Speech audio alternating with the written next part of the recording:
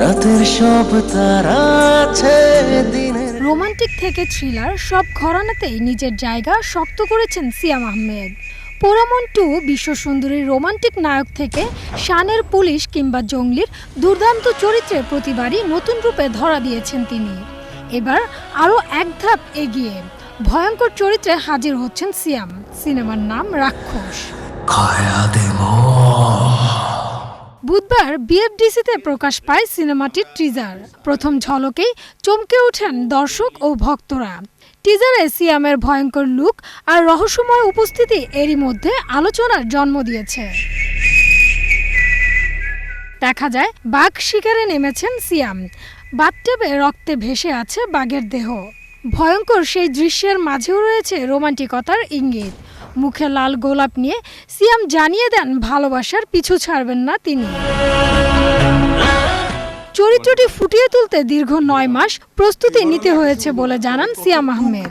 একটা মানুষ তার ভালোবাসার কারণে ভায়োলেন্ট হতে পারেন, কতটুকু অ্যাগ্রেসিভ হতে পারেন এবং একটা ডিফারেন্ট ক্যারেক্টার হতে পারে। আই থিঙ্ক অনেক এলিমেন্টস আছে, but at the end of the day people will love this character somehow. রাক্ষসে সিয়ামের সঙ্গী কলকাতার অভিনেত্রী সুস্মিতা চ্যাটার্জি। বাংলাদেশে প্রথম কাজ করতে পেরে উচ্ছ্বাস প্রকাশ করেন তিনি। একই সঙ্গে নির্মাতা ও টিমের প্রশংসাও করেন। আজকের দিনটা আমার কাছে ভীষণ ভীষণ স্পেশাল। আমি ভীষণ লাকি, কারণ আমি এত ভালো মানুষদের সাথে আমার ফার্স্ট সিনেমা বাংলাদেশে করতে চলেছি। বাংলাদেশের আমার প্রথম ছবি হৃদয়ের সাথে, তাই হৃদয় সবসময় আমার ফেভারিট ডিরেক্টরই থাকবে। শাওরিন আক্তার সুমির প্রযোজনায় সিনেমাটি পরিচালনা করছেন মেহেদী হাসান হৃদয়। প্রযোজক ও নির্মাতা দুজনেই জানালেন রাক্ষস দর্শকদের জন্য বড় চমক হয়ে আসছে।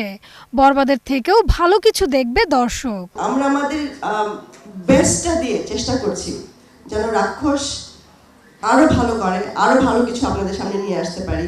যদি আমি বরবাদের পর কিছু বানাতে যাই, আমাকে রাক্ষস বানাতে হবে। যেটা বানানোর চেষ্টা করতেছি ওইটার এক ঝলক আজকে, তো আশা করি একটা ঝলক দেখার পরে সবাই বুঝে ফেলবেন যে আসলে কি আসতে যাচ্ছে।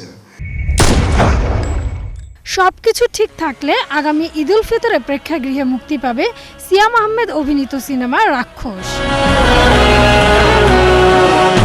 হুমায়রা সিদ্দিকা, ৭১, ঢাকা।